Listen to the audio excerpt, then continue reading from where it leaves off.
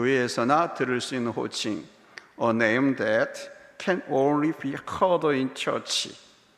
A name that can only be heard in church. 교회에서만 들을 수 있는 호칭. 교회에서만 들어볼 수 있는 특이한 호칭이 하나 있죠. 그게 뭡니까? 남자 성도님들에게는 형제님, 그리고 여성 형제 자매님들한테는 자매님 하고 이렇게 부르는 호칭입니다. 이 호칭을 사용하는 사람들은 대부분 예수 믿는 사람들이죠. 그런데 과연 우리가 이렇게 형제 자매라고 부를 수 있는 사이일까요? 형제 자매라고 부르는 사이가 되려면 먼저 한 부모에게서 태어나서 피를 나누어야 합니다. 우리 몸속에 같은 피가 흘러야 되는 것이죠. 그래서 사랑의 근간이 같고 뿌리가 같아야 합니다. 옛날에도 유업도 같았습니다. 부모에게 물려받은 기업이라든가 이를 그대로 맡아왔으니까요. 그래서 형제는 늘 남달랐습니다. 물론 때로는 형제 간의 의가 깨진 경우도 종종 볼 수 있지요. 그러나 우리는 각각 다른 부모에게서 다른 뿌리를 갖고 있고 다른 배경을 갖고 있습니다. 그런데 과연 이런 형제의 의와 사랑을 나눌 수 있을까요? 그런데 사도 바울은 너무나도 당연한 교회 성도들 향해서 형제들아 하면서 형제의식으로 보고 형제의 사랑으로 대하고 있습니다. 그것은 먼저 한 아버지, 그리고 예수님의 보혈로 영적인 한 혈통이 되었기 때문입니다. 요한복음 1장 12절로 13절에서 말씀합니다. 같이 읽습니다. 잘 쓰면 아멘 합니다. 시작. 영접하는 자 곧 그 이름을 믿는 자들에게는 하나님의 자녀가 되는 권세를 주셨으니 이는 혈통으로나 육정으로나 사람의 뜻으로 나지 아니하고 오직 하나님께로부터 난 자들이니라. 아멘. 비록 혈통으로 육적으로는 한 형제 자매는 아니지만 하나님 아버지로부터 출생했기 때문이지요. 예수 그리스도의 피로 하나가 되었기 때문입니다. 우리 몸속에 우리 예수님의 피가 흐르는 것은 아니지만은 예수님께서 우리를 위해서 대속의 피를 흘리심으로 그 보혈로 우리는 한 형제 자매가 될 수 있게 되었습니다. 또 한 가지 중요한 이유는 한 하나님 나라의 백성이기 때문이지요. 1절 말씀에 사도 바울은 그러므로 나의 사랑하고 사모하는 형제들아 이렇게 말하고 있습니다. 이 말씀을 앞에 3장의 말씀에 이어서 하고 있는 것이죠. 그러므로, because 이 접속사를 사용하고 있지 않습니까? 그럼 그러므로의 내용이 무엇입니까? 하나님 나라의 시민권에 대한 말씀이죠. 지난번에 우리는 하나님 나라의 시민권에 대한 말씀을 보았죠. 빌립보서 3장 20절 우리 한번 같이 확인하겠습니다. 잘 쓰면 아멘. 합독합니다. 시작. 그러나 우리의 시민권은 하늘에 있는지라 거기로부터 구원하는 자 곧 주 예수 그리스도를 기다리노니. 아멘. 그러니까 이 시민권을 가진 사람들로서 우리는 또한 한 형제 자매이기도 하지요. 세상에선 같은 시민권과 같은 국적을 가졌다 하더라도 형제의식과 형제가 없습니다. 그러나 우리는 하나님 나라의 자녀여 백성이기에 형제 자매입니다. 믿습니까? 믿습니까? 때문에 우리는 형제의식으로 함께 해야 하는 거예요. 하나님 아버지 예수 그리스도 안에서 한 형제입니다. 맞습니까? 아멘. 그래서 교회는 철저한 형제 공동체 의식을 가지고 가야 하는 것입니다. 자, 그러면 우리가 어떻게 하면 형제 자매로서 하나 되어 갈 수 있겠습니까? 첫 번째 대제입니다. 서로 사랑을 통해서 하나 될 수 있습니다. 사도 바울은 말씀하죠. 나의 사랑하고 사모하는 형제들아 그럽니다. 이 그리스도인의 형제는 예수 그리스도 안에서의 사랑으로 이루어집니다. 육신의 형제는 형제 그 자체로 사랑하며 우위를 지켜나가지요. 그래서 형제라는 말을 씁니다. 바로 필리아의 사랑이죠. 필라델피아입니다. 이 형제가 깊은 이야기를 들으면 얼마나 감동이 되는지 모릅니다. 대표적으로 우리가 들어왔던 옛날 이야기 가운데 의존 두 형제의 이야기 여러분 생각나십니까? 의존 두 형제의 이야기, 사실 이 이야기는요 이스라엘에서 전해져 내려오는 이야기입니다.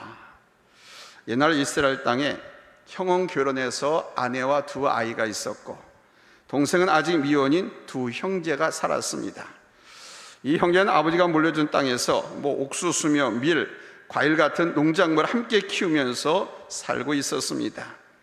그래도 두 형제가 아주 열심히 땀 흘린 보람으로 대풍년을 이루었습니다. 형제가 수술을 마치고 아주 정확하게 딱 반으로 나눠서 각각 자신의 창고에 밀어 넣었습니다. 그런데 밤이 되자 동생은 낮에 추수한 곡식 중 형하고 똑같이 나눈 것이 내내 마음에 걸려가지고 잠을 이룰 수가 없었습니다. 형님은 형수님과 조카들이 있어서 농작물이 더 필요할 텐데 어떻게 내가 인색하게 딱 반을 갖고 왔어.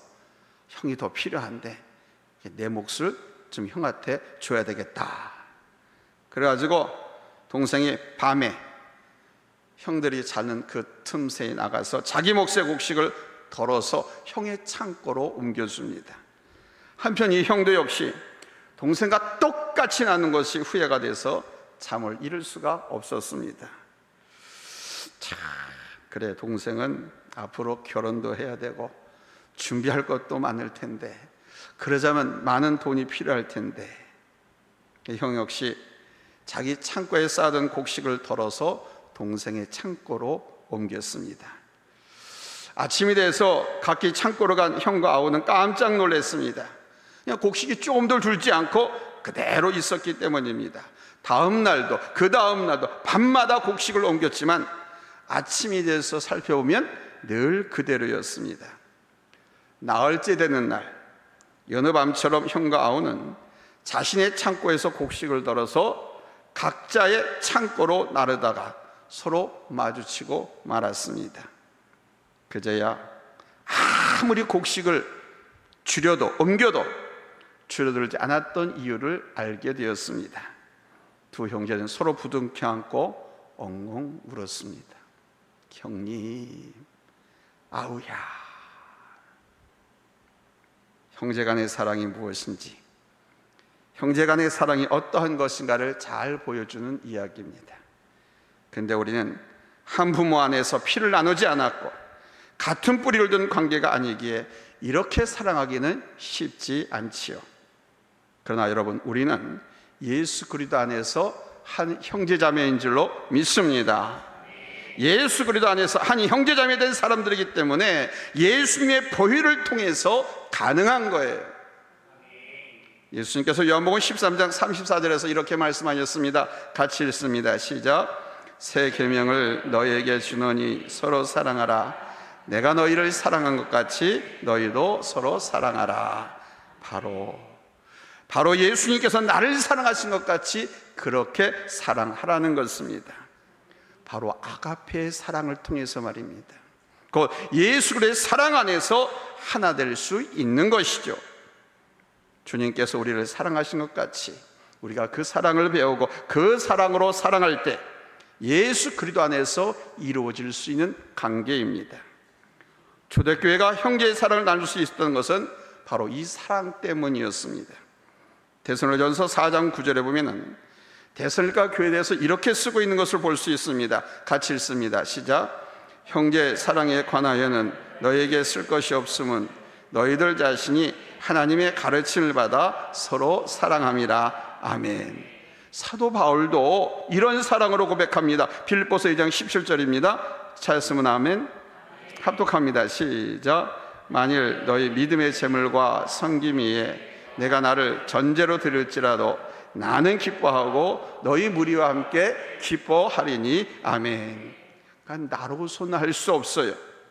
예수 그리스도의 사랑을 깨달을 때, 그 사랑의 은혜와 능력을 받을 때 그 안에서 가능한 것입니다.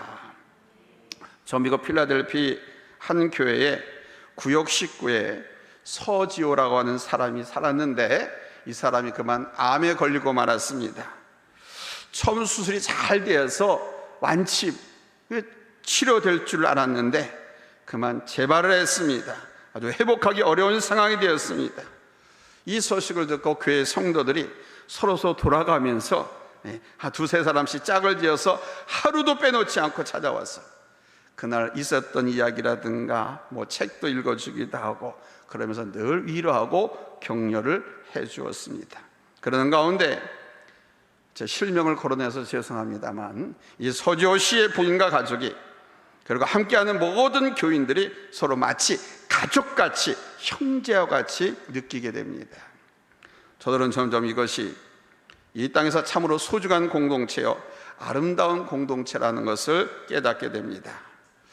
이제 암으로 마지막 임종을 앞둔 이 서지호 씨가 이러한 형제, 이러한 가족들이 있기 때문에 부인을 두고 떠나는 것, 자녀를 두고 떠나는 것을 걱정하지 않게 됩니다. 그래서 그가 이렇게 말합니다. 전에는 내가 내 아내와 아이들을 두고 떠나는 것이 두렵고 힘들고 고통스러웠는데 이제 내가 이런 형제들, 우리 성도님들, 우리 이 가족이 있기 때문에 두렵지 않고 걱정이 되지 않습니다. 그리고 부인 또한 비록 남편이 하나님께 분을 받아서 가지만 이런 우리 가족, 우리 형제들이 있기 때문에 조금 더 두렵지 않습니다 라고 웃으면서 고백을 했습니다. 다른 성도들도 이 일로 인해서 예수 안에서 형제가 무엇인지, 가족이 어떤 것인지를 알게 되면서 자신들이 섬기는 교회가 얼마나 축복받은 교회인지를 고백을 합니다. 예수님께서 나를 사랑하신 것 같이 우리도 그 사랑으로 서로 돌아보며 갈 때 사랑으로 이루어지는 사랑의 공동체가 여러분 바로 교회 공동체인 줄로 믿습니다. 아멘. 두 번째는 서로 사모하는 것입니다. 한번 따라서 합시다. 서로 사모하자. 사도 바울은 빌립보 교회 성도들 향해서 사모하는 형제들아 이렇게 말하고 있습니다. 사모한다는 것은 헬라 원어로 에피포네토이라고 합니다. 에피포네토이라는 것은 long for 또는 miss each other. 미스라고 하는 것은 실수한다는 뜻도 있지만 그리워한다, 사랑한다라는 뜻도 있습니다. 서로 그리워한다라는 것입니다. miss each other, 서로 그리워한다. 그러니까 형제가 깊어지기 위해서는 바로 이 서로 그리워하는 마음이 있어야 합니다. 물론 사도 바울은 멀리 오래 떨어져 있는 그런 교회들이 많았기 때문에 더더욱 그 교회나 그 교회 성도들 향한 그리워하는 마음을 더 가졌을 것입니다. 그러나 그리움이란 가깝든 멀든 항상 가지는 마음입니다. 여러분, 사랑하는 사람, 좋아하는 교회에 대해서 그리워해 보셨습니까? 그때의 마음이 어떠했던가요? 그것을 느껴본 사람들에게는 그 감정을 굳이 설명하지 않아도 알 수 있을 것입니다. 이것은 지극히 정신적인 것입니다. 물론 조건적, 물질적, 환경적인 것이 아니라 마음으로 하는 것입니다. 내가 어디에 있든 나의 마음이 그곳에 있고 나의 마음이 그들에게 있고 나의 관심이 그들에게 있는 것입니다. 그래서 사랑하는 사람이 그립습니다. 간절한 마음이 있습니다. 바로 이 마음이에요. 교회에 대해서 우리가 섬기고 사랑하는 지체들에 대해서도 마찬가지입니다. 어떤 조건과 상관없이 마음으로 느끼며 생각하는 것입니다.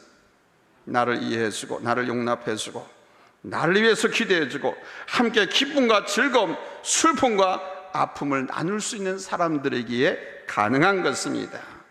공통적인 목적을 가지고 함께 하기 때문에 가능한 거예요. 형제는 바로 이러한 사모함으로 이루어지는 것입니다.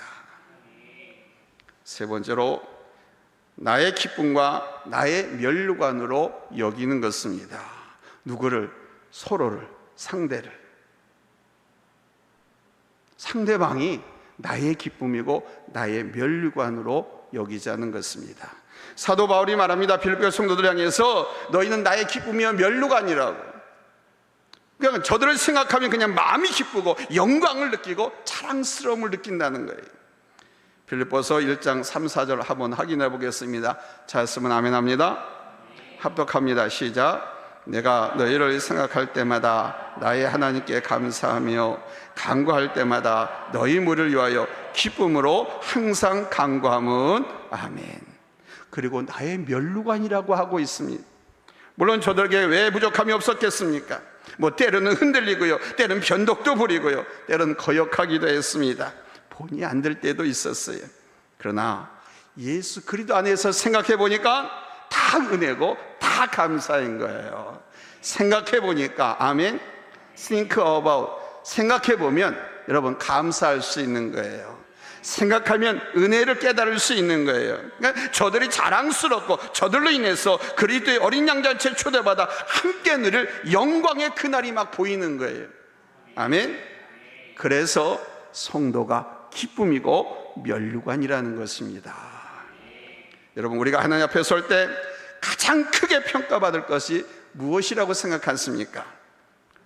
우선은 순교입니다. 요한계시록에 보면 최후 심판 후 우리 주님의 재림과 함께 천년왕국을 이루는데, 그때 우리 주님과 함께 그 통치에 참여하는 사람들 가운데 가장 먼저 언급되는 사람들이 바로 순교자들입니다. 복음을 전하다가 죽임을 당한 순교자들과 모든 성도들에 대해서 말씀하고 있습니다. 그리고 이 순교자들이 최상급의 상을 받는다라고 언급하고 있습니다. 그런데 그 다음으로 우리 주님 앞에 귀한 상급이 되는 것은 영혼의 열매입니다. 천하보다도 귀한 한 영혼을 구원하기에 힘쓴 그 사람에게, 할렐루야, 여러분이 태신자를 작정하고 태신자를 전도한다고 하면 그 전도한 그 전도자를 제자 삼고, 그래서 제자 삼는 것이 중요합니다.